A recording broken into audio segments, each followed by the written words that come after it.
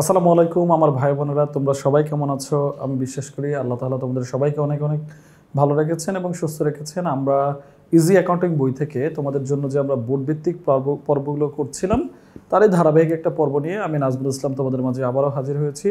ইনশাল্লাহ আজকে আমরা শিখব কুমিল্লা বোর্ড 2025-এর একটা অঙ্ক, এবং এটা হচ্ছে লেনদেন অধ্যায়ের অঙ্ক। তোমরা সবাই জানো এই অঙ্কটা খুবই চমৎকার এবং খুব গতানুগতিক একটা অঙ্ক। আমি বিশ্বাস করি তোমরা পছন্দ করবা। এই টাইপের অঙ্কগুলোই আসলে রেগুলার বেসে এসে থাকে। সো তোমরা সবাই আমাকে সাপোর্ট দাও, তোমরা সবাই আমার সাথে থাকো, ইনশাআল্লাহ তোমরা শিখতে পারবো চমৎকার হইতে। আমি যেমন তোমাদের জন্য কখনোই ফিল করি না যে এটা একটা বোর্ড করাচ্ছি, আমি ফিল করি কি একটা অঙ্ক করাচ্ছি, যেটা শিখলে আমার ভাই বোনেরা আরও 5টা অঙ্ক পারবে। সো চলো আমরা শুরু করি। আমরা করতেছি হচ্ছে তোমার কুমিল্লা বোর্ড 2025, কুমিল্লা বোর্ড 2025 করতেছি। সন্ধ্যা এন্টারপ্রাইজের 2023 সালের জুন মাসে এই ঘটনাগুলো ঘটছে। সো 2023 সাল, এটা হচ্ছে ক নাম্বার, খ নাম্বার আর গ নাম্বার। আমরা দেখি কয়ে কি বলছে। কয়ে বলছে লেনদেন নয়, এগুলার যোগফল। এই কোশ্চেনগুলো মনোযোগ সহকারে পড়বা। কোশ্চেনটা প্রপারলি পড়া মানেই অ্যান্সার অনেকটা এগিয়ে যাওয়া। সো এই যে লেনদেন নয় বলছে এবং যোগফল বলছে, যোগফলটা জরুরি। তুমি যোগফল না বললে তোমার 0 দিতে পারে। উপযুক্ত তথ্য হতে লেনদেন চিহ্নিত করো এবং সমীকরণ পদ্ধতি। এই সমীকরণ পদ্ধতি মানে হচ্ছিল কি ভাই? আধুনিক পদ্ধতি। সমীকরণ পদ্ধতি মানে কি?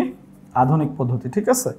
এরপরে বলছে উক্ত লেনদেন দ্বারা প্রমাণ করো যে, তার মানে এই যে বিবরণী ছক যেটা আমাদের প্রমাণ করতে বলছে, এ সমান সমান এল প্লাস ওই, এ সমান সমান এল প্লাস ওই হচ্ছে আমাদের তৃতীয় কোশ্চেন যেটা আমরা করব, ঠিক আছে। তাহলে ধীরে ধীরে চলো আমরা হচ্ছে প্রথম লেনদেন নয় এমন কোশ্চেনগুলো খুঁজি এবং কেন লেনদেন নয় সেটার এক্সপ্লেন ইনশাল্লাহ তোমাদেরকে দিব। প্রথম হচ্ছে 1 তারিখ, ব্যবসা শুরু, টাকা নিয়ে লেনদেন। 1,70,000 টাকা দামের ক্রয়ের ফরমায়েশ। লক্ষ্মী ভাই, যখন এইভাবে কোশ্চেনগুলো থাকবে, ফরমায়েশ প্রদান করা হলো, অনুমতি দেওয়া হলো, অর্ডার দেওয়া হলো, সিদ্ধান্ত নেওয়া হলো, সেটা কখনোই লেনদেন নয়। সো এইটার ফলে আসলে আমার আর্থিক অবস্থার বিভিন্ন কোনো পরিবর্তন হয় না, মানে দুইটা পক্ষের কোনো পরিবর্তন হয় না। তোমরা চিন্তা করে দেখো, যেমনটা আছে তেমনটাই আছে। এইটার ফলে আমার না টাকা চলে গেছে, না প্রোডাক্ট আমার হাতে আসছে। সো এইটা একটা লেনদেন নয়। দেন জনাব রতনের নিকট ক্রয়, সো এটা একটা হিসাব, এটা হচ্ছে লেনদেন। চেকে পণ্য বিক্রয় লেনদেন।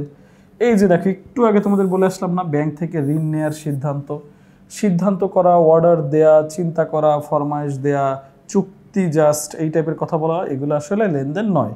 সো আমরা এই দুইটা পেয়ে গেলাম, একটা হচ্ছে তোমার 4 তারিখের, একটা হচ্ছে 20 তারিখের। চলো আমরা একটু দেখি যে আসলে এই দুইটা আমরা যোগফল করে কত হয়।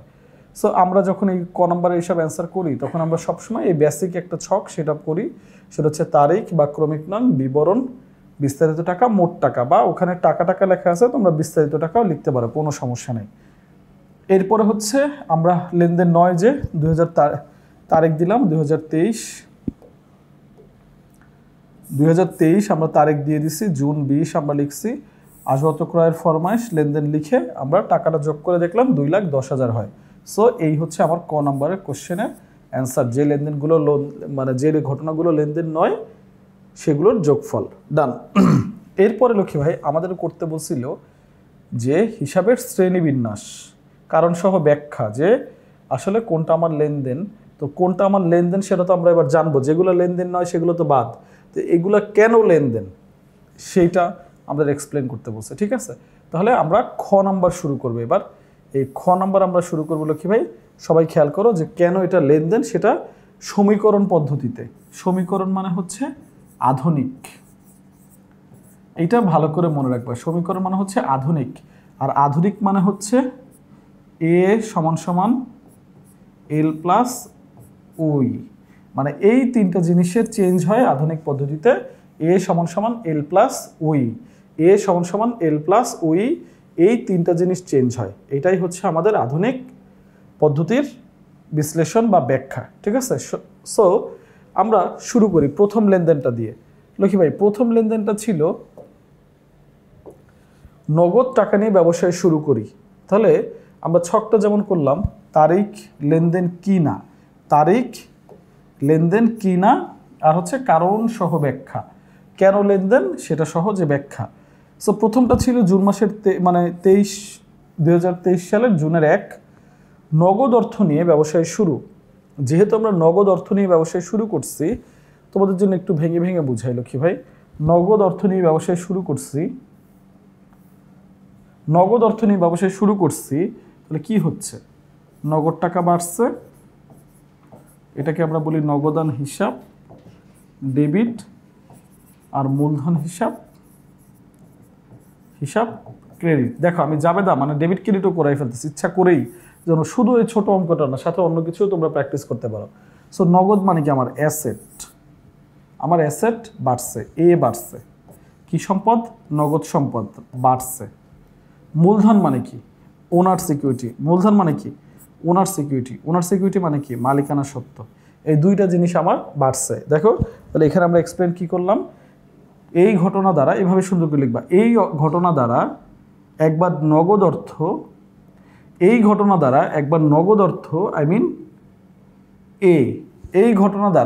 নগদ অর্থ আমার মানে বাড়ছে, আর ওনার সিকিউরিটি মানে মালিকানা সত্ত্ব বৃদ্ধি পেয়েছে, অর্থাৎ এটি একটি লেনদেন। সিম্পল। এই একই ঘটনা, এই ঘটনা দ্বারা এভাবে শুরু করবা, একসাথে যা বাড়ছে এটা লিখে সেভাবে শেষ করে দেবা, ঠিক আছে? এরপরের যে লেনদেনটা ছিল লক্ষ্মী ভাই, এরপরের লেনদেনটা ছিল ধারে পণ্য ক্রয়। দেখো তো লক্ষ্মী ভাই, ক্রয় করলে আমার জন্য হয় ব্যয়। ক্রয় করলে আমার জন্য কি হবে? ক্রয় হিসাব ডেবিট। আর ক্রয় করলে আমার জন্য ব্যয় হয়। আর এটা কিসে ক্রয় করছি? ধারে, তার মানে প্রদেয় হিসাব ক্রেডিট। ক্রয় হিসাব ডেবিট আর প্রদেয় হিসাব ক্রেডিট। ক্রয় হিসাব ডেবিট, প্রদেয় হিসাব ক্রেডিট। ক্রয় আমার জন্য একটা এক্সপেন্স, আর এক্সপেন্স হইলে আমার ওনার সিকিউরিটি কমে। আমরা যখন বিবরণী ছক করি তখন কিন্তু এগুলো আমরা জানি যে এক্সপেন্স হলে আমার ওনার সিকিউরিটি কমে গেছে। প্রদেয় হিসাব মানে আমার জন্য এল মানে কি? দায়। প্রদেয় হিসাব আমার জন্য এল মানে কি? দায় বাড়ছে, যেহেতু এটা আমরা কি করছি? এটা আমরা ধারে ক্রয় করছি। তাহলে আমরা এক্সপ্লেন দিলে কি দিব? এই ঘটনা দ্বারা বা ধারে পণ্য ক্রয় করায়, এভাবে তুমি যেভাবেই দাও, একবার পাওনাদার মানে এল বাড়ছে, মানে প্রদেয়, এই পাওনাদার মানে কিন্তু প্রদেয় বাড়ছে। আরেকবার বা মালিকানা সত্ত্ব হ্রাস পেয়েছে, কারণ কি হয়? ব্যয় হইলে, এই যে এক্সপেন্স হইলে মালিকানা সত্ত্ব হ্রাস হয়। আমরা লিখে ফেললাম, শেষ। আর মালিকানা সত্ত্বের ওই ব্যাখ্যা তো আমরা জানি, এটা হচ্ছে সি প্লাস আর মাইনাস ই মাইনাস ডি। এটা হচ্ছে তোমার ওনার সিকিউরিটি বা মালিকানা সত্ত্ব। সো মূলধন আর হচ্ছে উত্তোলন, মূলধন আর আয় বাড়ায়, আর ব্যয় আর উত্তোলন কমায়, শেষ। এরপরে লক্ষ্মী ভাই আমরা করব হচ্ছে জুন মাসের 15 তারিখ চেকে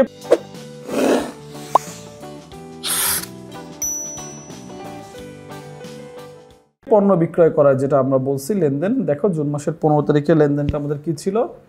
জুন মাসের 15 তারিখে চেকে পণ্য বিক্রয়। তাহলে চেকে যেহেতু আমরা পণ্য বিক্রয় করছি, তাহলে এইটার কি হয় সেটা একটু আমরা দেখে আসি। লক্ষ্মী ভাই, চেকে যদি আমি পণ্য বিক্রয় করি, তুমি একটু চিন্তা করো তো ভাই, বিক্রয় করছি চেকে, তাহলে তোমার টাকাটা কোথায় বাড়ছে ভাই? টাকাতে তোমার ব্যাংকে বাড়ছে। ব্যাংক হিসাব ডেবিট। আর কি লক্ষ্মী ভাই? ব্যাংক হিসাব ডেবিট। আর কি? আর এটা বিক্রয় হিসাব হবে, বিক্রয় হিসাব ক্রেডিট।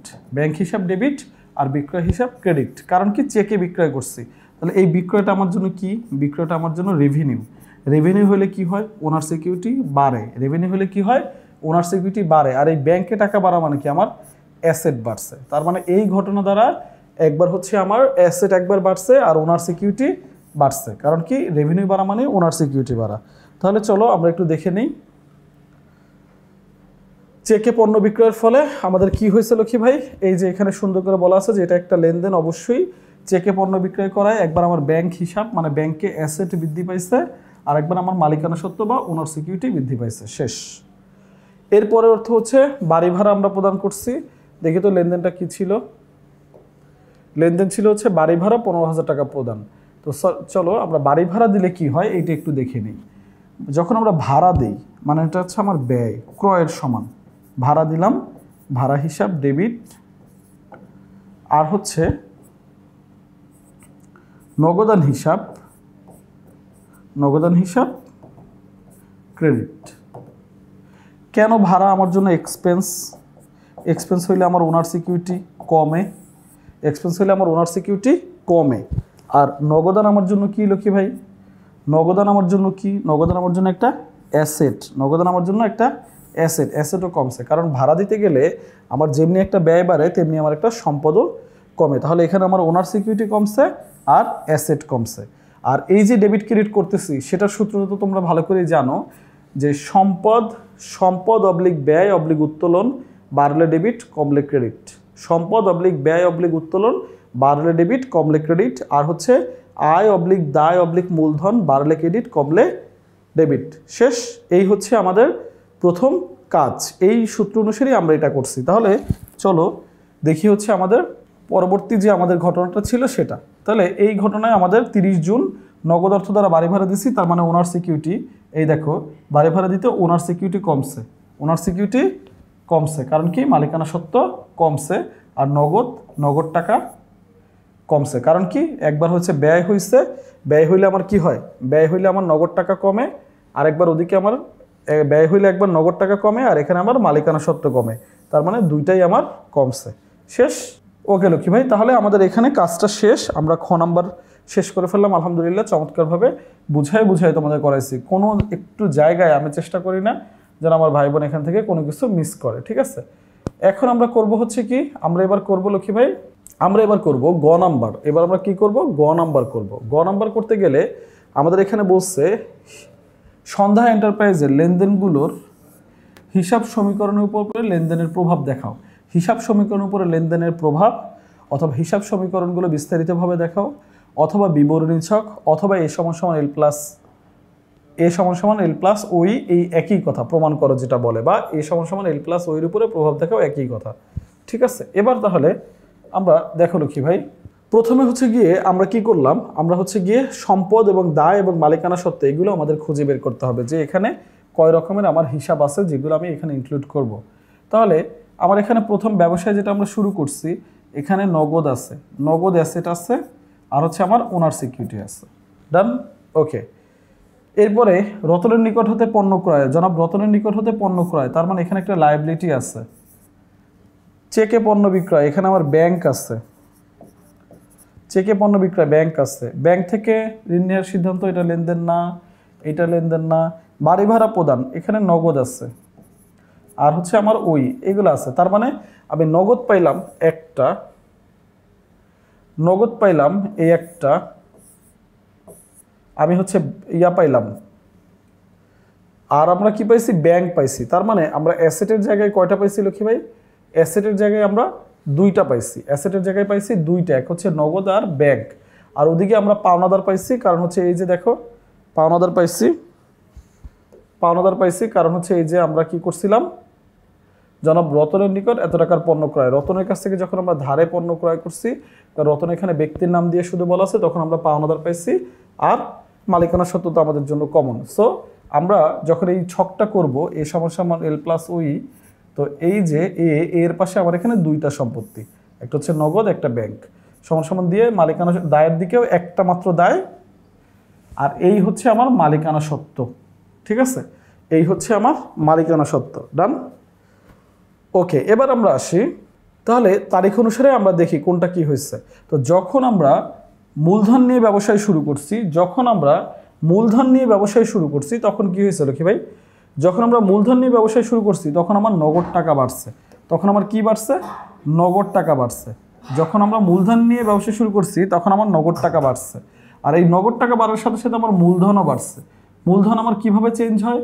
সি প্লাস আর মাইনাস ই মাইনাস ডি, এটা আমরা জানি। এই হচ্ছে আমার ওনার সিকিউরিটি সমান। সো মূলধন এখানে প্লাস, আর নগদ টাকাও আমার প্লাস। শেষ 1 তারিখের। এরপর জুন মাসের 8 তারিখে কি ঘটনা ঘটছে আমরা একটু দেখি লক্ষ্মী ভাই। 8 তারিখে আমরা হচ্ছে ধারে পণ্য ক্রয় করছি। সহজ কথা, পণ্যদ্রব্য ক্রয় করলেই মালিকানা সত্ত্ব কমবে। পণ্যদ্রব্য ক্রয় করলেই মানে মালিকানা সত্ত্ব কমবে, তার মানে মালিকানা সত্ত্ব কমলো।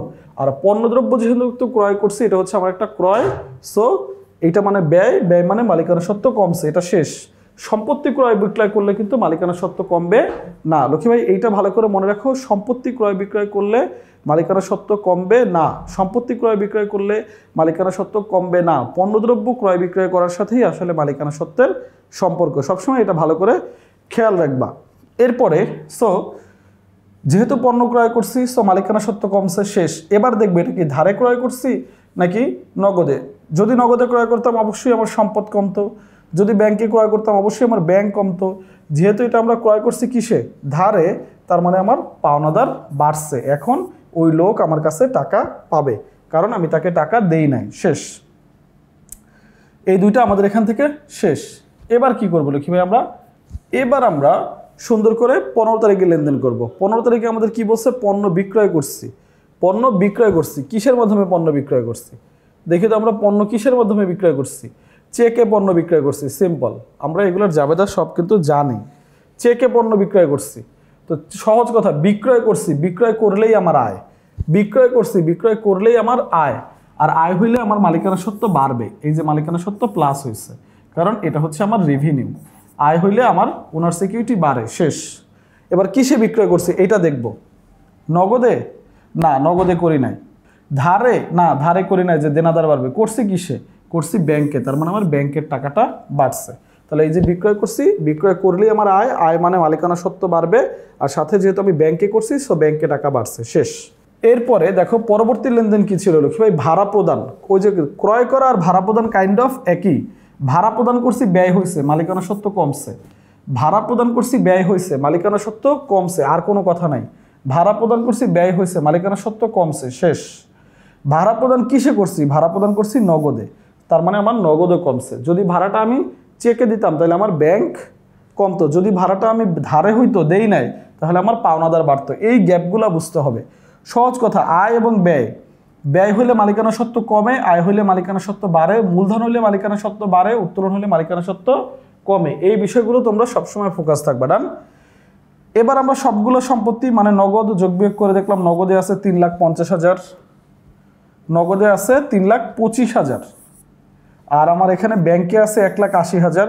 সব মিলে হয়েছে আমার সম্পত্তির পাশে 5,05,000। সম্পত্তির পাশে হয়েছে কত লক্ষ্মী ভাই, 5,05,000। এখন আমাকে কি করতে হবে, দায় আর মালিকানা সত্ত্ব মিলে কিনা সেটা খেয়াল করতে হবে। আমার দায় আর মালিকানা সত্ত্ব মিলে কিনা সেটা খেয়াল করতে হবে। তাহলে আমার এখানে দায়ের পাশে কি আছে দেখো, এই যে কত আছে, 1,25,000 টাকা আছে। দায়ের পাশে কত আছে, 1,25,000 টাকা আছে আমার। এইটা কোথা থেকে আসছিল, এইটা আসছিল আমার হচ্ছে রতনের কাছ থেকে, যে পণ্য ক্রয় করছিলাম, ধারে পণ্য ক্রয় করছিলাম, তার ফলশ্রুতিতে, ঠিক আছে। দায় 1,25,000, আর মালিকানা সত্ত্ব মূলধনের সাথে এই যে আমার পণ্য বিক্রয়, ভাড়া প্রদান, এগুলা বা ক্রয়, এই সব প্লাস মাইনাস করে আমার এখানে আসলো কত, 3,80,000।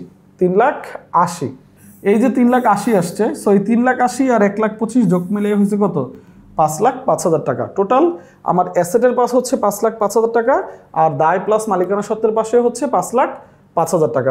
আমার এ সমান সমান এল প্লাস ওইটা মিলে গেল। আমার এ সমান সমান এল প্লাস ওইটা মিলে গেল। এইখান থেকে আমরা এবার 3টা কোশ্চেন সলভ করলাম। লেনদেন 9 আমরা সলভ করলাম। আমরা হচ্ছে গিয়ে শ্রেণীবিন্যাস সমীকরণ বা আধুনিক পদ্ধতিতে যেটা করে সেটা আমরা করলাম। আমরা হচ্ছে গিয়ে এখান থেকে বিবরণী ছক, যেটাকে আমরা বলি এ সমান সমান এল প্লাস ওই, যেটা আমরা যোগ করি সেটা করলাম। আমি বিশ্বাস করি তোমরা সবাই এটাকে অনেক ভালো করে বুঝতে পারছো। তোমাদের সবার প্রতি সবসময় আমার শুভকামনা। ইনশাআল্লাহ পরবর্তী ভিডিও নিয়ে তোমাদের সাথে আবার দেখা হবে। তোমাদের যদি কোনো প্রবলেম থাকে তোমরা অবশ্যই কমেন্ট সেকশনে জানাবো, বা কোনো কিছু তোমাদের প্রবলেম থাকলে, কনফিউশন থাকলে আমরা অবশ্যই এগুলো সলভ করে দেবো। আর ভাইয়া যতদিন ইনশাআল্লাহ তোমাদের সাথে আছে, তোমাদের হাত ছাড়তেছে না, অ্যাকাউন্টিং শিখিয়ে ছাড়বে ইনশাআল্লাহ, ঠিক আছে। আসসালামু আলাইকুম।